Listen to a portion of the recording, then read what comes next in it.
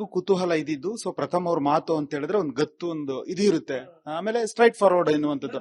ಅದ್ರ ಜೊತೆಗೆ ನೀವಾಗ ಹೇಳಿದ್ರೋದ್ರಿಂದ ಡೆವಿಲ್ ಸಿನಿಮಾದ ಆಪೋಸಿಟ್ ನಾನು ಬರ್ತೀನಿ ತೋರಿಸ್ತೀನಿ ಅನ್ನೋದು ಯಾಕೆ ಸೈಲೆಂಟ್ ಆಗಿ ಹಿಂದಕ್ಕೆ ಸರ್ಕೊಂಡ್ಬಿಟ್ರು? ಕರೆಕ್ಟ್ ಆಗಿ ಅರ್ಥ ಮಾಡ್ಕೊಳ್ಳಿ ಸರ್, ಮತ್ತೆ ಹೇಳ್ತಾ ಇದೀನಿ. 45 ಮಾರ್ಕು ಡಿಸೆಂಬರ್ 25, 19ನೇ ತಾರೀಕು ಅವತಾರ ಅನ್ನೋದು, Avatar part 3 already hit. So 11ನೇ ತಾರೀಕು ಯಾವುದು ಡೆವಿಲ್ ಇತ್ತು, 5ನೇ ತಾರೀಕು ಅಖಂಡ ಇತ್ತು.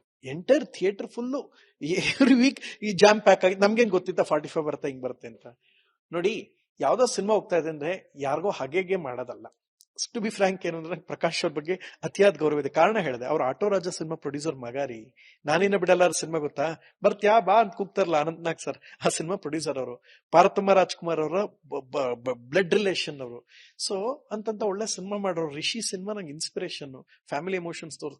ನಾನು ಅದೇ ಅನ್ಕೊಂಡೆ, ಥಿಯೇಟ್ರಿಕಲಿ ಹಂಗಿತ್ತು, ನಾವು ಡಿಸ್ಟರ್ಬ್ ಮಾಡೋ ಉದ್ದೇಶ ಆಗ್ಲಿಲ್ಲ. ಸೊ ಈಗ ಆರಾಮಾಗಿ ಅಟ್ಲಿ ಸೆನ್ಸಾರ್ ಕೆಲಸಗಳೆಲ್ಲ ಆಯ್ತು, ಮಿಕ್ಕಿದ ಕೆಲಸ ಎಲ್ಲ ಇತ್ತು. ಜಾನ್ವರಿಗೆ ಬರ್ಬೇಕು ಅಂತ ಇತ್ತು, ನಡೀತಾ ಇದೆ.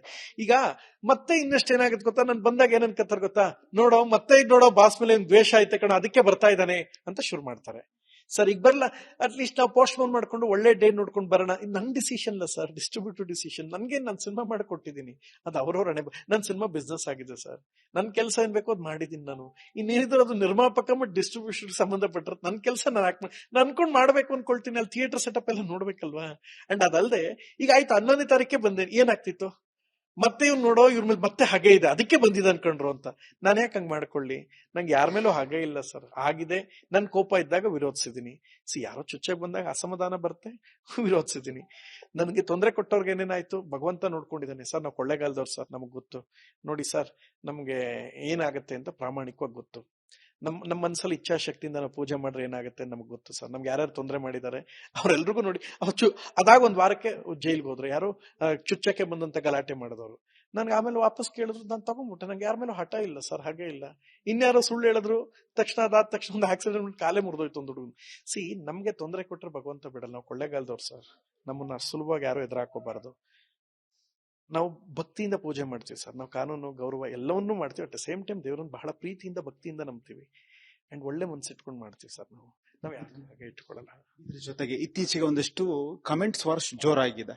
ಸೊ ದರ್ಶನ್ ಅವರ ಹೆಸರಲ್ಲಿ ನಿಮಗೂ ಕೂಡ ಒಂದಷ್ಟು ಫ್ಯಾನ್ಸ್ ಗಳು ಅನ್ಸ್ಕೊಂಡವ್ರು ಅಂತವ್ರು, ದರ್ಶನ್ ಅವರ ಹೆಸರಲ್ಲಿ ಒಂದಷ್ಟು ಅಭಿಮಾನಿಗಳ ಹೆಸರಲ್ಲಿ ನೆಗೆಟಿವ್ ಕಮೆಂಟ್ ಗಳನ್ನ ಮಾಡ್ತಾ ಇದ್ರು. ನೀವು ಕೂಡ ಕಾನೂನು ಮೆಟ್ಟಿಲೇ ಇರಿದ್ರಿ, ತಕ್ಕ ಒಂದು ಶಿಕ್ಷೆ ಆಗ್ಲೇಬೇಕು ಅಂತೇಳಿ ಹೋರಾಟ ಮಾಡಿದ್ರಿ. ಈಗ ವಿಜಯಲಕ್ಷ್ಮಿ ಅವ್ರಿಗೂ ಕೂಡ ಒಂದಷ್ಟು ಜನರು ಸೋಷಿಯಲ್ ಮೀಡಿಯಾದಲ್ಲಿ ನೆಗೆಟಿವ್ ಹಾಕಿದ್ರೆ ಕಂಪ್ಲೇಂಟ್. ಈ ವಿಚಾರ ಚರ್ಚೆ ಬೇಡ. ಒಂದೇ ಮಾತು, ಒಂದ್ ನಿಮಿಷ ಸುಮ್ನಿರಪ್ಪ, ಒಂದ್ ನಿಮಿಷ. ಸೊ ಈ ವಿಚಾರ ಚರ್ಚೆ ಬೇಡ. ಒಂದೇ ಮಾತು ಹೇಳ್ತೀನಿ, ಈ ಎಲ್ರಿಗೂ ಒಳ್ಳೇದಾಗ್ಲಿ. ಯಾರು ಕೆಟ್ಟ ಕಾಮೆಂಟ್ ಹಾಕೋಬೇಡಿ. ನನಗ್ ಮಾಡಿದವ್ರಿಗೆ ಏನಾಗಿದೆ ಗೊತ್ತು. ಈಗ ಆಲ್ರೆಡಿ ಪಾಪ ಬೇಲ್ ತಗೊಂಡು ಅಲಿತಾ ಇದ್ದಾರೆ. ನಂಗೆ ವಾಪಸ್ ಕೇಳಿದ್ರು ಸರ್, ಅವತ್ ಬಂದು ಕೇಳ್ಕೊಂಡ್ರು, ನಾನು ವಾಪಸ್ ತಗೊಂಡು ಬೆಸ್ಟ್ ಜನರು ಕೇಸ್ನ. ನಂಗೇನ್ ಬೆಳೆಸೋ ಆಸಕ್ತಿ ಇಲ್ಲ. ನಾನು ಸೋಷಿಯಲ್ ಮೀಡಿಯಾ ನೋಡಲ್ಲ ಸರ್, ನಂಗೆ ಅದ್ರ ಆಸಕ್ತಿ ಇಲ್ಲ. ಅಂಡ್ ಅವ್ರು ಯಾರು ಮಾಡ್ಕೋತಾರ ಅವ್ರ ಹಣೆ ಬಾರ ಸರ್. ಮಾಡಿದವ್ರು ಪಾಪ ಸರ್, ಇಲ್ಲಿ ತಪ್ಸ್ಕೋಬಹುದು, ಕಾನೂನಿಂದ ತಪ್ಸ್ಕೋಬಹುದು, ಅಥವಾ ಫೇಕ್ ಅಕೌಂಟ್ ಇಂದ ತಪ್ಸ್ಕೋಬಹುದು. ಭಗವಂತ ಮಾಡ್ರ ಕಾನೂನಿಂದ ಯಾರು ತಪ್ಸ್ಕೊಳಕ್ಕಾಗಲ್ಲ ಅಲ್ವಾ. ಸಾಕ್ಷಾತ್ಕಾರದಲ್ಲಿ ನರಸಿಂಹರಾಜು ಮತ್ತು ಅಣ್ಣವ್ರು ಹೇಳಲ್ವಾ, ಮನುಷ್ಯ ಮಾಡಿದ ಕಾನೂನು ತಪ್ಸ್ಕೊಂಡ್ರು, ಭಗವಂತ ಮಾಡಿದ ಕಾನೂನು ಯಾರು ತಪ್ಸ್ಕೊಳ್ಳ ಅಂತ ಹೇಳಲ್ವಾ. ಇವ್ರೆಲ್ರಿಗಿಂತ ಗ್ರೇಟರ್ ಸರ್ ಅವರು ಅಲ್ವಾ. ಮಾಡಿದವ್ರಿಗೆ ನಮಗ್ ಮಾಡಿದವ್ರಿಗೆಲ್ಲರಿಗೂ ಭಗವಂತ ತೋರಿಸಿದನ್ ಸರ್. ನಾನು ಬಹಳ ಪ್ರೀತಿಯಿಂದ ಭಕ್ತಿಯಿಂದ ಪೂಜೆ ಮಾಡಿದೆ ಅವತ್ತು. ನಾವು ಕೊಳ್ಳೇಗಾಲದವ್ರು ಸರ್. ನಾನು ಬಹಳ ಪ್ರೀತಿಯಿಂದ ಆಸ್ತಿಯಿಂದ ನನಗೆ ಯಾರು ಮಾಡಿದ್ದಾರೆ, ನನ್ ತಪ್ಪಿದ್ರೆ ನನಗಾಗ್ಲಿ, ಇಲ್ಲ ನನ್ಗೆ ಯಾರು ಮಾಡಿದಾರೆ ಅವ್ರಿಗಾಗ್ಲಿ ನಾನು ಬೇಡ್ಕೊಂಡೆ ಸರ್. ಅದ್ರ ಹಣೆ ಬರ ನನ್ಗೆ ಯಾರು ತೊಂದರೆ ಮಾಡಿದ್ರು ಅವ್ರಿಗಾಯ್ತು. ಅಂದ್ರೆ ಅವ್ರ ವಿಚಾರ ಹೇಳ್ತಾರೆ, ಬೇರೆ ಇನ್ನೇನೋ ತಿರುಗಿಸ್ಬಿಡ್ತಾರಪ್ಪ. ಆಮೇಲೆ ನನಗೆ ಯಾರ್ಯಾರು ಗಲಾಟೆ ಮಾಡೋರು ಎಲ್ಲಾರು ಆಯ್ತು. ಪುನಃ ಅದಾದ್ಮೇಲೆ ಇನ್ನೊಂದಾಯ್ತು. ಏನ್ ಕೇಳ್ಕೊಂಡ್ರು ನಾನು ವಾಪಸ್, ನನಗೇನು ವಿಷಯಕ್ಕೆ ಏನಾರು ಬಂದ್ರೆ ನನಗೆ ಗೊತ್ತು ಸರ್. ಈಗ ನನಗೆ ಆಸಕ್ತಿ ಇಲ್ಲ ಸರ್ ಇದು ಯಾವ್ದು ಈ ಫ್ಯಾನ್ ವಾರ ಇವ್ರು ಏನೋ ಮಾಡ್ಕೊಂಡು ಹೋಗಿ ಸರ್. ಎಲ್ಲ ಸಿಕ್ಕಿದೆ and happy that what I am today. ಈಗ ನೋಡಿ, ಇಷ್ಟೆಲ್ಲ ಆಯ್ತು, ಬಿಗ್ ಬಾಸ್ ಆಯ್ತು ಸರ್, ನಮ್ ಸೀಸನ್ ದೊಡ್ಡ ಸಕ್ಸಸ್ ಆಯ್ತು, ಇಷ್ಟೆಲ್ಲ ಆಗಿದೆ. ಇನ್ನೇನಕ್ಕೆ ಜಾಸ್ತಿ ಸರ್? 7 ಸಿನಿಮಾ ಹೀರೋ, ಇನ್ನೇನ್ ಸರ್ ಬೇಕು? ಇನ್ಯಾಕೆ ಸರ್ ಜಾಸ್ತಿ ಆಸೆ ಪಡ್ತೀರಾ ಅಂತ. ಈ ಜನರೇಷನ್ ಏನ್ ಗೊತ್ತಾ, ನೀವೆಲ್ಲ ಅನ್ಕೊಳ್ತಾ ಇದ್ರೆ ಹೆದರ್ಕೊಂಡು ಅದಕ್ಕಲ್ಲ ಸರ್. ನಿಮ್ಗೆ ಒಂದ್ ಸತ್ಯ ಹೇಳ್ತೀನಿ ಕೇಳಿ. ಯಾವ್ದೋ ಒಂದು ಸಾಂಗ್ ರಿಲೀಸ್ ಆಗುತ್ತೆ. ಸಾಂಗ್ ರಿಲೀಸ್ ಆದಾಗ ಒಂದು ಆಡಿಯೋ ರಿಲೀಸ್ ಆಗುತ್ತೆ ಅನ್ಕೊಳ್ಳಿ. 15-16 ಮಿಲಿಯನ್ ಫಾಲೋವರ್ಸ್ ಸಬ್ಸ್ಕ್ರೈಬರ್ಸ್ ಇರ್ತಾರೆ ಯಾವ್ದೋ ಆಡಿಯೋ ಚಾನಲ್ಗೆ. ನೋಡ್ರೆ 1,500-2,000 ವ್ಯೂಸ್ ಆಗಿರುತ್ತೆ. ರಾತ್ರಿ ಮಲಗಿ ಬೆಳಗ್ಗೆ ಎದ್ದ ತಕ್ಷಣ 3 ಮಿಲಿಯನ್ ವ್ಯೂಸ್ ಅಂತ. ರಾತ್ರಿ ಹೊತ್ತು 3 ಮಿಲಿಯನ್ ಯಾರು ನೋಡ್ತಾರೆ ದೇವರೇ ಗೊತ್ತಿಲ್ಲ. ಈ ತರ ನಾನು ಫೇಕ್ ವ್ಯೂಸ್ ಯಾವ್ದು ಮಾಡೋ ಅಗತ್ಯ ಇಲ್ಲ ಸರ್. ಈ ಜನರೇಷನ್ ನಂಬಿಸ್ಬೇಕಾಯ್ತೆ. ಥಿಯೇಟರ್ ಮುಂದೆ ವಿಚಿತ್ರವಾದ ಪ್ರತಿಭೆಗಳನ್ನ ಕರ್ಕೊಂಡ್ಬಂದು ಕೂಗಾಡ್ಬೇಕಾಯ್ತು. ಅಯ್ಯೋ ಅಣ್ಣ, ನನ್ ಸಿನಿಮಾ ನೋಡಿಲ್ಲ ಅಂತ ಕಣ್ಣೀರ್ ಹಾಕ್ಬೇಕಾಯ್ತು. ಇದು ಯಾವ್ದು ನಾನ್ ಮಾಡಲ್ಲ ಸರ್. ಪ್ರಶಾಂತ್ ಸರ್ ನನ್ ಕಷ್ಟ ಅರ್ಥ ಮಾಡ್ಕೊಂಡ್ರು. ಪ್ರಶಾಂತ್ ನಾಯಕ್ ಅಂತ ಕಲರ್ಸ್ ಹೆಡ್ ನಂಗೆ ಅವಕಾಶ ಮಾಡಿಕೊಟ್ರು ಸರ್. ನಟ ಭಯಂಕರ ಸಿನಿಮಾ ಒಳ್ಳೆ ಪ್ರೈಸ್ ಸೇಲ್ ಆಯ್ತು. ಒಂದ್ ನಿಮಿಷ ಸೈಲೆನ್ಸ್ ಪ್ಲೀಸ್, ಒಂದೇ ನಿಮಿಷ. ಒಂದ್ ಮಾತು ಹೇಳಕ್ ಇಷ್ಟಪಡ್ತೀನಿ. ನಾನು ಮಾಡಿದ ಸಿನಿಮಾನ Prashant Nayak sir Colors head ಅವರು ಅರ್ಥ ಮಾಡ್ಕೊಂಡ್ರು. ನನ್ನ ಸಿನಿಮಾನ ಒಳ್ಳೆ ಪ್ರೈಸ್ ಪರ್ಚೇಸ್ ಮಾಡ್ರು. ನೊಂದಿರೋನ್ಗೆ ಶಕ್ತಿ ಕೊಟ್ರು. ನಂಗೊಂದು ಚೈತನ್ಯ ಸಿಕ್ತು. ಅವತ್ತು ಅನ್ಕೊಂಡೆ ಯಾವ್ಯಾವ ಹಂತದಲ್ಲಿ ಯಾರ್ಯಾರು ಕೈ ಹಿಡಿಬೇಕು ಕೈ ಹಿಡಿದಿದ್ದಾರೆ, ಒಳ್ಳೇದಾಗಿದೆ. And I'm very happy that what I'm today. ಇವತ್ತಿರೋದಕ್ಕೆ ನಂಗೆ ಸಂತೋಷ ಇದೆ, ಸಮಾಧಾನ ಇದೆ. ಇದು ಯಾವುದೇ ಬಲವಂತದ ನಿರ್ಧಾರ ಅಲ್ಲ. ಇರೋ ಆರಾಮ. ಸರ್ ಒಂದೇನ್ ಗೊತ್ತಾ, ನಾನು ಎಂತ ಸಿನಿಮಾ ಮಾಡ್ರು ಸಲ್ಮಾನ್ ಖಾನ್ ಆಗಕ್ಕಾಗಲ್ಲ ಅಲ್ವಾ ಸರ್, ಎಂತ ಬಿಸ್ನೆಸ್ ಮಾಡ್ರು ಅಂಬಾನಿ ಆಗಕ್ಕಾಗಲ್ಲ ಅಲ್ವಾ. ಈ ಯಾಕೆ ಇಷ್ಟು ಸ್ಟ್ರೆಸ್ ಇದೆಲ್ಲ ತಗೊಂಡು ಆರೋಗ್ಯ ಕಾಳು ಮಾಡ್ಕೊಳ್ಳಿ. ಇತ್ತೀಚೆಗೆ ಒಂದಷ್ಟು ಚಿತ್ರಗಳು ರಿಲೀಸ್ ಆದಾಗ ಚಿತ್ರದ ಮುಂದೆ ಅರ್ಚಾಡೋದು, ಕಿರ್ಚಾಡೋದು, ಬಾಸ್ ಅನ್ನುವಂಥದ್ದು, ನಮ್ ಹೀರೋ ಎನ್ನುವಂಥದ್ದು, ಈ ರೀತಿಯ ಮಾಡ್ತಾರಲ್ಲ, ಇವೆಲ್ಲ ಫೇಕ್ ಅನ್ಸುತ್ತೆ. ಈಗ ನಾನು ಏನೇ ಇದಕ್ಕೆ ಉತ್ತರ ಕೊಟ್ರುವೆ, ನೋಡು ಪುನಃ ತೆಗಿತಾ ಇದ್ದಾನೋದು ನಿಮಗೆ ನೋಡಿದಿರಾ ಸರ್. ಒಂದ್ ಕೆಲಸ ಮಾಡ್ತೀನಿ, ಇಲ್ಲಿ ಕಾಮೆಂಟ್ ಹಾಕೋನು ನೋಡ್ತಿರ್ತಾನೆ, ವಿಡಿಯೋ ನೋಡೋನು ನೋಡ್ತಾನೆ, ಅವನಿಗೂ ಗೊತ್ತಿರುತ್ತೆ ಯಾವ್ದು ಸರಿ ಯಾವ್ದು ಸುಳ್ಳು ಯಾವ್ದು ವಾಸ್ತವ ಗೊತ್ತಾಗುತ್ತೆ. ಬಿಡಿ, ಅದೆಲ್ಲ ತಲೆ ಕೆಡ್ಸ್ಕೊಳ್ಳೋದು ಬೇಡ. ಅಲ್ಲಿ ನೋಡೋದಲ್ಲ ಥಿಯೇಟರ್ ಮುಂದೆ. ಸರ್ ಒಂದೇ ಒಂದು ವರ್ಡ್ ಹೇಳ್ಬಿಟ್ಟು ನಾ ಇಲ್ಲಿ ನಿಲ್ಸ್ತೀನಿ ಸರ್. ಅದೇನು ಬಹಳಷ್ಟು ನಾವು ನೋಡಿದ್ವಿ. ನಮ್ಮ ಅಪ್ಪ ಅಮ್ಮ ಹೋದ್ರು, ಅದೆಲ್ಲ ಪಾಪ ಅವ್ರು ಏನೋ ಹೇಳ್ತಾ ಇದಾರೆ, ಅದನ್ನ ಅವ್ರು ಬಿಟ್ಬಿಡಿ. ಅವ್ರವ್ರ ಇಷ್ಟಕ್ಕೆ ಜನ ಡಿಸೈಡ್ ಮಾಡ್ತಾರೆ, ವೀಕ್ಷಕರು ಡಿಸೈಡ್ ಮಾಡ್ತಾರೆ. ಇದನ್ನ ನೋಡಿ ಏನ್ ಡಿಸೈಡ್ ಮಾಡ್ಬೇಕು ಜನ. ಅವತ್ತು ಅದಕ್ಕೆ ಅಲ್ವಾ ನಾನು ಹೇಳಿದ್ದು, ಬೇಜಾರಾಯ್ತು ಅಂಧಾಭಿಮಾನಿಗಳಿಗೆ ಮಾತ್ರ ಹೇಳಿದೆ. ಅದು ಇಲ್ಲಿ ತನಕ ತಗೊಂಡೋಯ್ತು.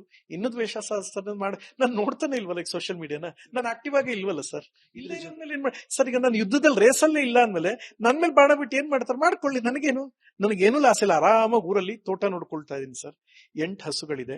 ಒಂದು 150ರಿಂದ 200 ಕುರಿ ಮಾಡೋದ್ರ ಕಡೆ ನಾನು ಕಾನ್ಸಂಟ್ರೇಟ್ ಮಾಡ್ತಾ ಇದ್ದೀನಿ. ನನ್ನ ಫೋಕಸ್ ಅದು. ಈಗ ಆರೋಗ್ಯವಂತನಾಗಿ ನೆಮ್ಮದಿಯಾಗಿರೋದಕ್ಕೆ. ಈಗ ನೋಡಿ, ವೈಕುಂಠ ಏಕಾದಶಿ ಈಗ ಪೂಜೆ ಮುಗಿಸಿ ಈಗ ತಿರುಪತಿಗೆ ಹೋಗ್ತಾ ಇದ್ದೀನಿ. ನನ್ ಖುಷಿ ಎಲ್ಲಿದೆ ಅಲ್ಲಿ ಹುಡುಕೊಳ್ತೀನಿ ಸರ್. ಈ ಬೆಂಗಳೂರಲ್ಲಿ ಎಲ್ಲ ಗಳಿಸಿದೀನಿ ಸರ್, ಸಂತೋಷ ಸಿಕ್ಕಿದೆ ಸರ್. ಇನ್ನೊಂದು ಪ್ರಶ್ನೆ ಹೇಳ, ನನಗಿಂತ ಪ್ರತಿಭಾವಂತರು ಬೆಂಗಳೂರಲ್ಲಿ ಒಂದು 30,000 ಜನ ಇಲ್ವಾ? ಕ್ಯಾಮ್ರಾ ಎಕ್ಸ್ಪೋಜರ್ ಸಿಗ್ತಾರೆ, ನಾನು ಒಪ್ಕೋತೀನಿ. ನನಗಿಂತ ಪ್ರತಿಭಾವಂತರು 30,000. ಅವ್ರಿಗಿಂತ ಭಗವಂತ ಎಲ್ಲ ಕೊಟ್ಟವನ್ಲ ಸರ್ ನಂಗೆ. ಇನ್ಯಾಕ್ ಸರ್ ದುರಾಸೆ? ಎಲ್ಲ ಸಿಕ್ಕೈತೆ. ನಾನು ಹೀರೋ ಆಗ್ಬೇಕು ಅನ್ಕೊಂಡಿರ್ಲ, ಆಗ್ಬಿಟ್ಟಲ್ಲ. ಡೈರೆಕ್ಟರ್ ಆಗ್ಬೇಕು ಅನ್ಕೊಂಡಿದ್ದು ಚಿಕ್ಕ ಆಸೆ, 2 ಸಿನಿಮಾ ಈಡೇರ್ಬಿಡ್ತಲ್ಲ. ಆಯ್ತಾ, ಪ್ರೊಡಕ್ಷನ್ ಮಾಡ್ಬೇಕು ಅದು ತೀರ್ಸ್ಕೊಬಿಟ್ಟಲ್ಲ. ಅಮೆರಿಕ ಅಕ್ಕ ಸಮಿಳ್ ಎಲ್ಲ ಆಯ್ತಲ್ಲ. ಇನ್ನೇನಿಕ್ ಆಸೆ ನಂಗೆ? ಇನ್ನೇನ್ ಪಡ್ಕೊಳ್ಳಿ? ಏನ್ ನಾನು ಆಸ್ಕರ್ ತಗೋಬೇಕಾ ಈಗ? ಹೇಳಿ ಸಾಕು. ದೇವರೆಲ್ಲ ಕೊಟ್ಟ, ಜನ ಎಷ್ಟು ಕೊಟ್ಟವ್ರೆ, ಅಷ್ಟ್ ಜನ ಪ್ರೀತಿನೂ ಕೊಟ್ಟಾಗ ಒಂದಷ್ಟು ಜನ ಬೈತಾರೆ, ಅದನ್ನು ತಗೊಂಡಿದ್ದೀನಿ. ಬಟ್ ಈಗ ನಾನು ನೋಡ್ತಾ ಇಲ್ಲ, ಯಾರು ಬೈದು ನಂಗೆ ತಲುಪ್ತಾ ಇಲ್ಲ. ಅಂಟಿಲ್ ಅನ್ಲೆಸ್ ನೀವು ಬೈಯೋ ಫೇಕ್ ಕಾಮೆಂಟ್ಸ್ ಒಂದಷ್ಟು ಬರುತ್ತೆ. ಯಾವ ಹೇಳ್ಬಿಡ್ಲ, ಕುಡಿದು ಮತ್ತಲ್ಲಿ ಪ್ರಥಮ ಗಲಾಟೆ ಅದು ಇದು ಅಂತ. ನನ್ನ ಲೈಫಲ್ಲಿ ಸರ್, ಈಶ್ವರ ನಾಳೆ ಇಲ್ಲಿ ತಾಳಿ ತೋರಿಸ್ತೀನಿ, ಒಂಚೂರು ಝೂಮ್ ಮಾಡಿ. ಈಶ್ವರನ ಮೇಲೆ ಪ್ರಮಾಣ ಮಾಡಿ, ಒಂದೇ ಒಂದು ಡ್ರಾಪ್ ಬಿಯರ್ ಕುಡಿದಿಲ್ಲ, ಒಂದ್ಸಲ ಸ್ಮೋಕ್ ಮಾಡಿಲ್ಲ, ಒಂಚೂರು ಡ್ರಿಂಕ್. ಸೊ ಕೂತ್ಕೊಂಡು ಕುಡಿದ ಮತ್ತಿನಲ್ಲೇ ಪ್ರಥಮಿಂದ ಗಲಾಟೆ ಅಂತ ಹಾಕಿದ್ರು. ಅದು ಯಾವಾಗ ಅದೆಲ್ಲ ನೋಡಿದಾಗ ಅನ್ಸ್ತು ನಂಗೆ ಸಾಕಿದು, ಒಂದು ಬ್ರೇಕ್ ತಗೊಂಡ. ಎಲ್ಲವೂ ನೋಡಾಗಿದೆ, ಒಂದು ಸಾಕು. ಅಲ್ಲಿಗೆ ನಿಲ್ಸಿದೀನಿ. ಈಗ ಸಿನಿಮಾ ನೋಡಿ, ಈಗ ಫಸ್ಟ್ ನೈಟ್ ವಿದ್ದವ ಜಾನ್ 2nd ವೀಕ್ ರಿಲೀಸ್ ಆಗ್ತಾ ಇದೆ. ಒಂದು horror comedy, Kashinath style of cinema. I think it's ಒಳ್ಳೊಳ್ಳೆ ಸ್ಟಾರ್ ಕಾಸ್ಟ್ ಇದ್ದಾರೆ. ವೈಡ್ ಆಂಗಲ್ ಮೀಡಿಯಾ ಒಳ್ಳೆ ಪ್ರೈಸ್ ಇತ್ತು. ಪ್ರಶಾಂತ್ ನಾಯಕ್ ಸರ್ ನಮ್ ಕಷ್ಟ ನೋಡ್ರು, ಕಲರ್ಸ್ ಹೆಡ್. ಪ್ರಥಮ್ ಒಳ್ಳೆ ಹುಡುಗ, ಅವ್ನ್ ಕೈ ಹಿಡಿಬೇಕು ಅಂದ್ರು ಮಾಡ್ಕೊಟ್ಟಿದ್ದಾರೆ. ಎಷ್ಟು ಸರ ಆಸೆ. ಏನ್ ಥಿಯೇಟರ್ ಮುಂದೆ ಒಂದ್ ಆಸ್ಕರ್ ತಗೋಬೇಕ, ನನಗೆ ಆಸ್ಕರ್ ರೇಸಲ್ಲಿ ಇದೀನ. ಇನ್ನೂ ಹೋರಾಡಿ, ಇನ್ನೂ ಕಿರ್ಚಾಡಿ, ಇನ್ಯಾರಿಗೂ ಕೆಟ್ಟ ಹಾಕ್ಸಿ, ಇನ್ನೊಂದು 50 ಜನ, ಆಮೇಲೆ ಥಿಯೇಟರ್ ಬರ್ಬೇಕಾದ್ರೆ ಒಂದು 50 ಜನ ಬಾಡಿಗಳನ್ನ ತಳ್ಕೊಂಡ್ ಬಂದು ಇನ್ನೊಂದಷ್ಟು 1000 ಜನ ಹೌಸ್ಫುಲ್ ಅಂತ ಬೋರ್ಡ್ ಹಾಕ್ಸಿ, ಇಲ್ದೇ ಇರೋದೆಲ್ಲ ಬುಕ್ ಮೈ ಶೋಲಿ ಫೇಕ್ ರಿವ್ಯೂ ಹಾಕ್ಸಿ, ಇದೆಲ್ಲ ಯಾಕೆ ಮಾಡ್ಬೇಕು ಸರ್? ಅವ್ರದ್ದು ಒಂದ್ ಸಿನಿಮಾ ಡೆವಿಲ್, ಅವರು ಬದುಕೊಳ್ಳಿ ಬಿಡಿ, ಈ ಕಡೆ ಮಾರ್ಕ್ ಇವರು ಬದುಕೊಳ್ಳಿ ಬಿಡಿ, ನಾವು ಬದುಕೋಣ ಅಂತಿದ್ರೆ ನೆಮ್ಮದಿಯಾಗಿರುತ್ತೆ. ಅದು ಬಿಟ್ಬಿಟ್ಟು ಹಾಳಾದವು ಇನ್ನೊಬ್ಬನ್ ತುಳಿಯಕ್ಕೆ ಅಂತವ್ರೆ ದೇವ್ರಣೆ, ಇವ್ರು ಯಾರು ಉದ್ದಾರ ಆಗಲ್ಲ. ಅಂದ್ರೆ